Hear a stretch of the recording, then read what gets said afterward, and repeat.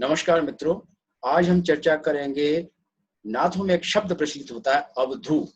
अवधू वास्तव में क्या है और अवधू किस तरह से बनाया जाता है, अवधू किस तरह से बनता है, क्या अपेक्षाएं होती है और किस तरह से उसका जीवन होता है, इन सब पर आज हम विस्तार से चर्चा करेंगे। जो योग के माध्यम से अपने आप को प्रतिस्थापित करता है उसे अवधू कहा जाता है। आचार्य हजारी प्रसाद द्विवेदी का मानना है कि भारतीय साहित्य में यह अवधू शब्द कई संप्रदायों के सिद्ध आचार्यों के अर्थ में व्यवहार में लिया गया है। साधारणतः जागतिक द्वंद्वों से अतीत, मान अपमान विवर्जित, अर्थात उसमें किसी भी प्रकार का मान अपमान की बात नहीं रहती है। वो बिल्कुल तटस्थ भाव से इस परमपिता परमेश्वर की साधना में लीन होता है। पहुंचे हुए योगी को अवधूत कहा गया है। यह शब्द मुख्यतः तांत्रिकों, सहजयानियों और योगियों का है। सहजयान और वज्रयान नामक बौद्ध तांत्रिक मतों में अवधूति वृत्ति नामक एक विशेष प्रकार की यौगिक वृत्ति का उल्लेख मिलता है, और जो उस अवधूति वृत्ति को साधना के माध्यम से पाता है वो अवधू कहा जाता था उस समय। इसी मानापमान से परे पहुंचे योगी को बार बार संबोधित कर सावधान करने का प्रयास गोरखनाथ जी ने किया है। अवधू को संबोधित करते हुए गोरखनाथ कहते हैं कि वे अवधूत आहार तोड़ो। आहार तोड़ो का मतलब है बहुत कम आहार करो, अपने शरीर को चलाने के लिए जो आवश्यक है उसी को आहार करना है। हमको खाने के लिए नहीं जीना है, जीने के लिए खाना है। मित आहार करो, कम आहार करो, नींद को अपने पास मत फटकने दो बिल्कुल ही, और साधना में लगे रहो। और साथ ही छठे छमा से कायाकल्प करो। जब भी 5-7 महीने में अवसर मिल जाए इस काया का विरेचन करो। काया में जितनी भी मल भरा हुआ है उन सब का आप बाहर निष्कासन करो, ऐसा गोरखनाथ जी कहते हैं। इससे तुम रोग मुक्त रहोगे। अपने देवत्व की रक्षा के लिए संयम का पालन करना चाहिए। जो योगी मन पवन को संयुक्त कर उन्मना वासी में लीन कर लेते हैं वे ही तत्व का सार प्राप्त करते हैं। अवधूत को गोरखनाथ समस्त बाह्य आडंबरों से मुक्त रखना चाहते हैं। किसी भी आडंबर में वो इनको शामिल नहीं रखना चाहते हैं। उनका मन ये रहता है कि ये किसी भी आडंबर में नहीं उलझे, क्योंकि योगी अगर आडंबर में उलझ जाता है, बाह्य आडंबर में आ जाता है, तो ऐसी स्थिति में कर्म कांड में उलझ जाएगा। वे जानते हैं कि बाहरी उपाय से योग सिद्धि नहीं हो सकती। पयहारी का मन मस्तिष्क हमेशा दूसरों के घर के दूध में लगा रहता है। उनका साफ कहना है कि जब कई बार संत होते हैं कि साहब मैं अन्न नहीं खाऊंगा, सिर्फ दूध पीऊंगा, या अन्न नहीं खाऊंगा, सिर्फ फल फूल ही खाऊंगा, इस तरह का, या मैं बोलूंगा नहीं, इस तरह का जो अपना करते हैं उसका विरोध करते हैं गोरखनाथ जी कि ये सब करने से कई बार उल्टी पीड़ा होती है। इसकी बजाय सहज रूप से साधना करनी चाहिए। पयहारी कहा जाता है जो दूध पर ही अपना जीवन चलाता है। तो अगर कोई संत पयहारी रहता है तो हमेशा उसको बार बार दूध का स्मरण होता रहेगा। इसलिए ऐसा नहीं करना चाहिए। नागा साधु है, उनका ध्यान हमेशा शरीर को गर्म करने के लिए लकड़ी में लगा रहता है, क्योंकि वो शरीर में ठंडक पहुंचेगी। कुछ भी पहनते नहीं है, तो वो जो उद्देश्य भगवान में अपने को ध्यान में लगाने का है उसे वो लगातार लकड़ी ला ला करके अपने शरीर को गर्म करने में ध्यान में लगा रहता है। इसलिए नागा का विरोध करते हैं। मौनी को अपनी बात समझाने के लिए साथी की आवश्यकता पड़ती है, इसीलिए वो मौन के भी पक्षधर नहीं है। वे नहीं चाहते कि लोहे की सांकलों से अवधूत अपने शरीर को जकड़े, पावड़ी पहनकर चले। इससे शरीर नष्ट होता है और फिसलने का भी डर है। क्योंकि मध्यम मार्ग जहां बहुत ज्यादा कठोरता शरीर के साथ की जाती है तो शरीर अपनी सेवा में उल्टा सहयोग नहीं करता है। ऐसे में शरीर को उतना ही कष्ट देना चाहिए जितना संभव है। पावड़िया पग फीसले, गोरखनाथ जी कहते हैं, पावड़िया पग फीसले अवधू लोहे छीजत काया, नागा मुनि दूधाधारी एता जोग न पाया, दूधाधारी पर घरिचित नागा लकड़ी चाहे नित, मौनी की मंत्र की आस बिन गुरु गूदड़ी नहीं बेसास। ये स्पष्ट करते हैं जो पहले बताया अभी।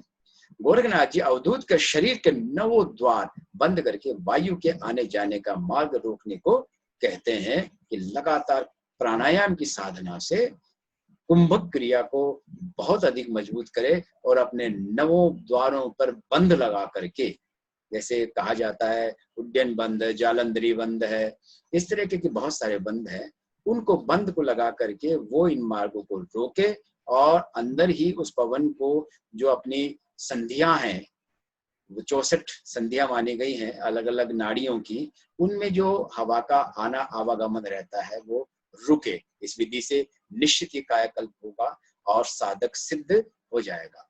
अवधूत को प्राणायाम के द्वारा प्राण को पकड़ने की विधि बतलाते हैं।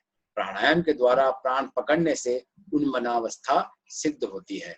अनहद अनहद नाद रूपी तुरी बज उठेगी और ब्रह्मरंध्र में बिना सूर्य या चंद्रमा के ब्रह्म का प्रकाश हो जाएगा। प्राणायाम की अवस्था से उन्मनावस्था में जब पहुंच जाता है संत, तो महत्वपूर्ण चीज है अनवरत प्राणायाम की साधना।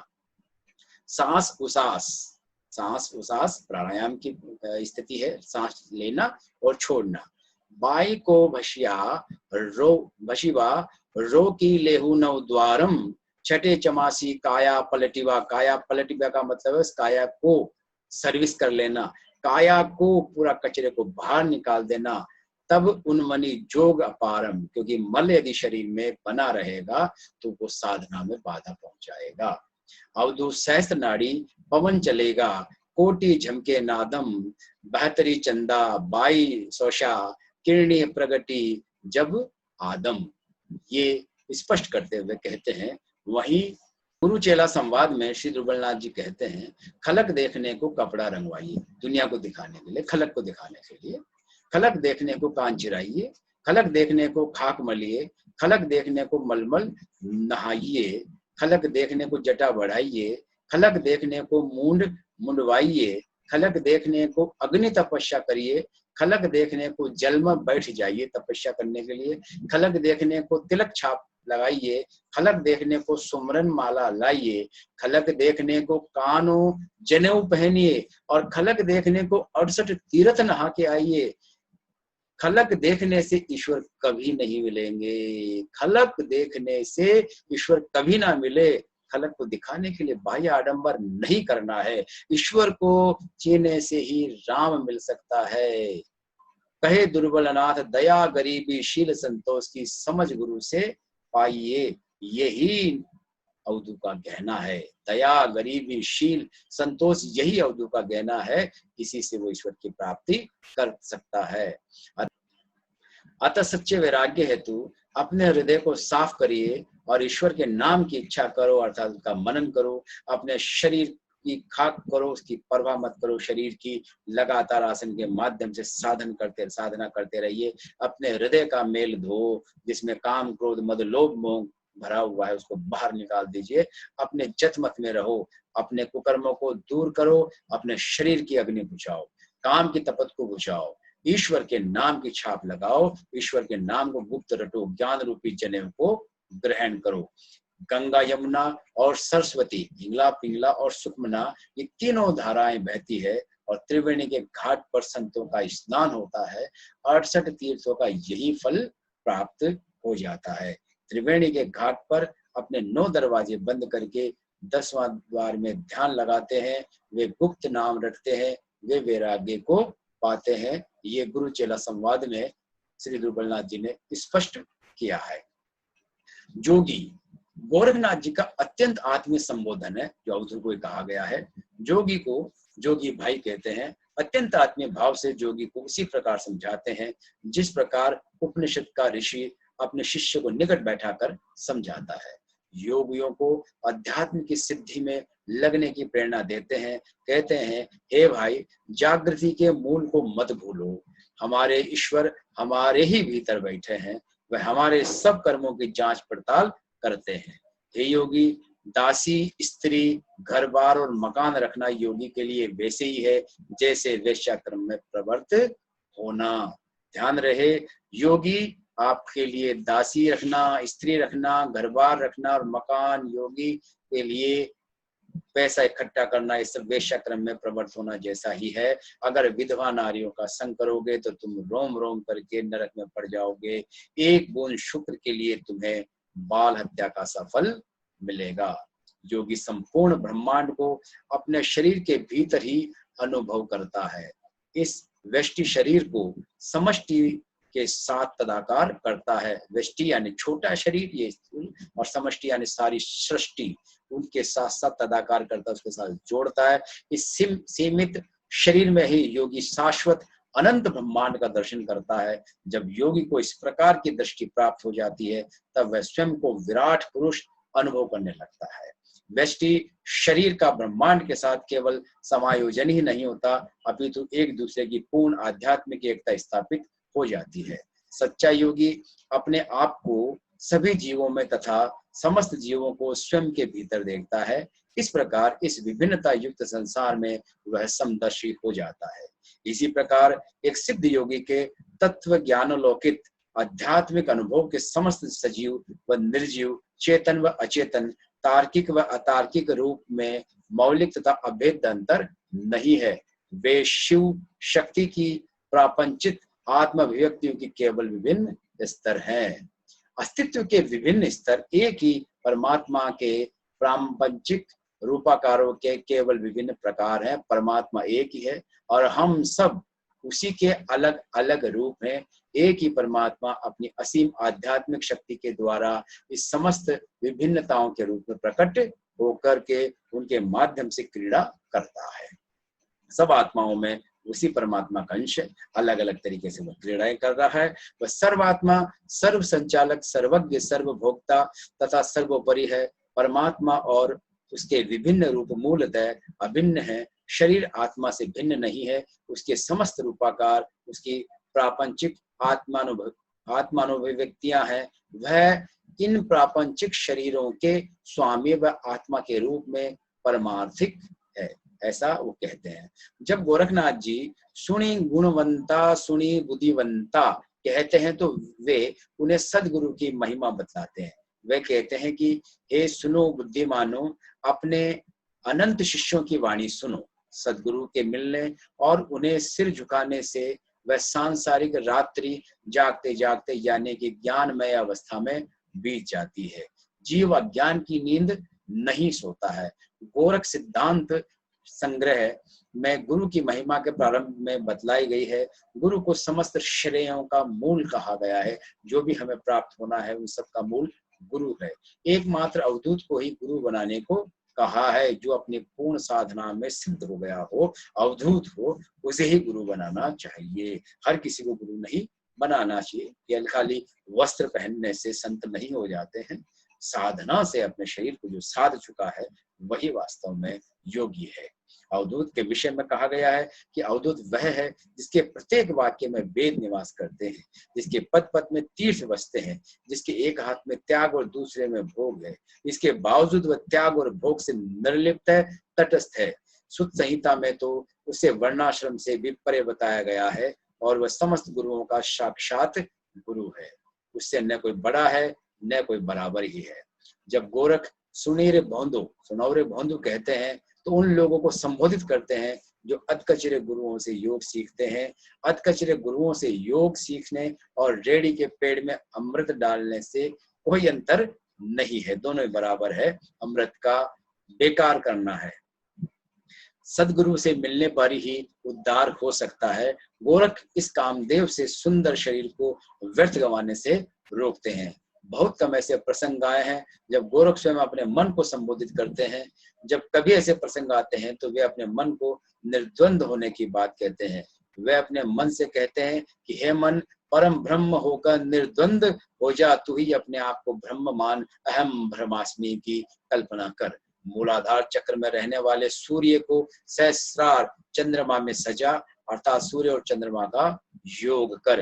पहले जब बताया गया कि मूलाधार और सहस्रार दोनों चक्र, सहस्रार चांद का प्रतीक है और मूलाधार सूर्य का प्रतीक है। जब ये दोनों पूरी कुंडली से संपर्क में आ जाएंगे, इनका कनेक्शन बन जाएगा, तो ऐसी स्थिति में पूरा ध्यान ईश्वर में लग जाएगा। उन्मन अवस्था में सिद्ध पहुंच जाएगा।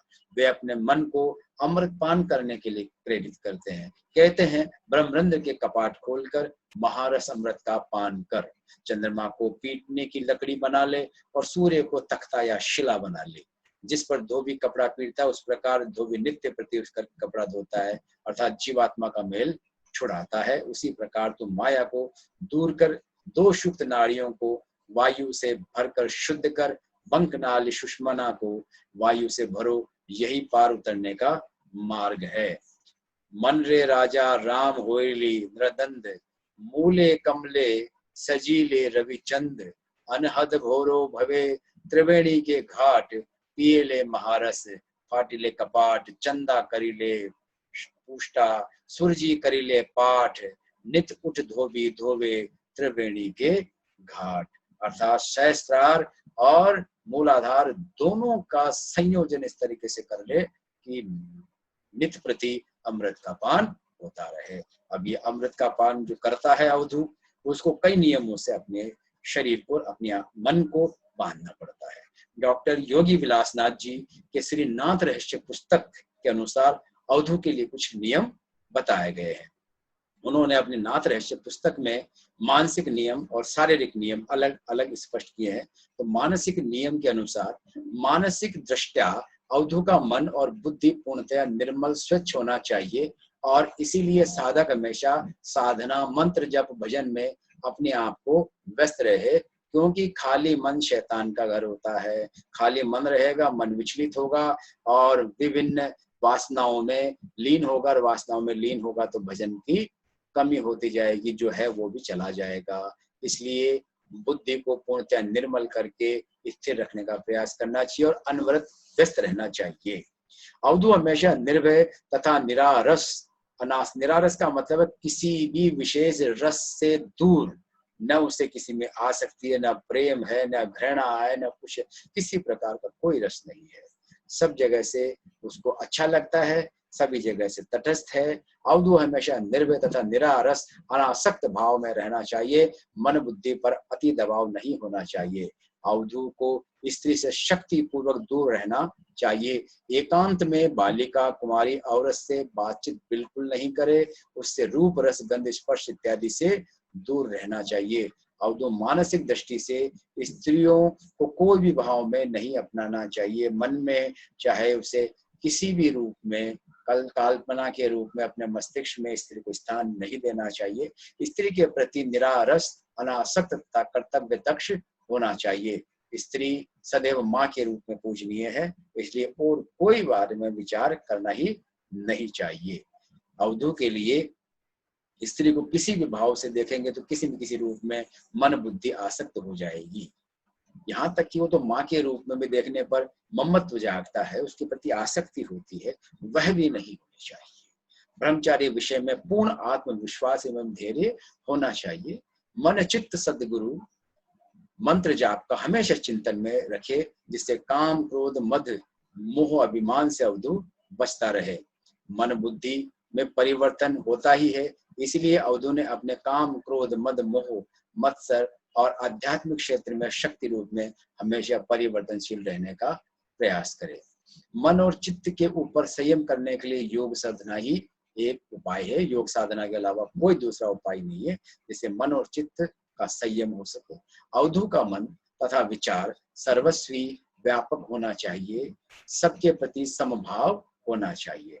अवधू को स्वावलंबी होना चाहिए। विशेष बात, किसी भी कार्य पर किसी दूसरे पर आश्रित अवधू को कभी भी नहीं होना चाहिए। अपना प्रत्येक कार्य स्वयं करना चाहिए, चाहे वो कितनी ही बड़ी गद्दी पर, कितने बड़े आसन पर विराजमान हो, उसे अपना स्वयं सारा काम करना चाहिए। स्वयं पाकी होना चाहिए। अपना प्रत्येक कार्य स्वयं करना चाहिए। परमात्मा को प्राप्त करने के लिए उसकी आधीनी गुलामी जरूरी है। जब हम अवधू ही बन गए हैं, बहाना ही ले लिया, तो सेवकों का सेवा कर्ज क्यों अपने ऊपर ले ले। दुनिया से किसी प्रकार का रिश्ता ही नहीं रखना है, ये सोच करके जब बहाना ले लिया, तो फिर अब कर्ज को क्यों पाल रहे हैं सेवकों को। नाथों के लिए गेरुए कपड़े कफन के समान है, अतः नाथ योगी समाज के हिसाब से मुर्दा है। जिस पर काम, क्रोध, मद, लोभ और मोह का कोई प्रभाव नहीं पड़ता। इसीलिए अवधू को मान अपमान से दूर रखना चाहिए। किसी ने माला पहना है, किसी ने नहीं पहना है, किसी ने ऊपर बैठा है, किसी ने नीचे बैठा है, ये सब अवधू के लिए विचारणीय नहीं है। अवधू के लिए विचारणीय ये है कि उसने साधना की या नहीं की, भजन किया या नहीं किया। वहीं पर उन्होंने शारीरिक तथा आध्यात्मिक नियम भी बताए हैं। शारीरिक दृष्टि से ब्रह्मचर्य पालन के लिए योग साधना प्रत्येक महात्मा को परम आवश्यक है। पंच यम का पालन करना चाहिए। पंच यम कौन कौन से हैं? अहिंसा, सत्य, अस्तेय, ब्रह्मचर्य और अपरिग्रह। पंच नियम कौन कौन से हैं? शौच, संतोष, तप, स्वाध्याय, ईश्वर भक्ति तथा आस्तिकता, ये रोज करना चाहिए। दान, क्षमा, घृति, मिताहार, सिद्धांत श्रवण, जप, हवन इत्यादि यम नियमों का पालन करने से अवधू मानसिक, शारीरिक तथा आध्यात्मिक रूप से मजबूत होता है।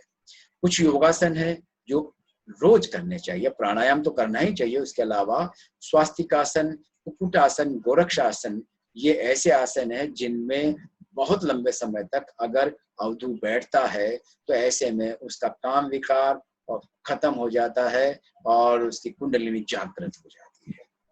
इसलिए ये प्राणायाम के साथ साथ स्वास्तिकासन, कुक्कुटासन, गोरक्षासन जरूर करना चाहिए। षट कर्म में धोती, बस्ती, नेति, त्राटक, नौली, कपालभाति करना चाहिए। इसमें पूरे शरीर को स्वच्छ करने का, शरीर में से सारे मल को बाहर निकालने के अलग अलग अंग से संबंधित ये सारी क्रियाएं हैं, इनको अवश्य करना चाहिए।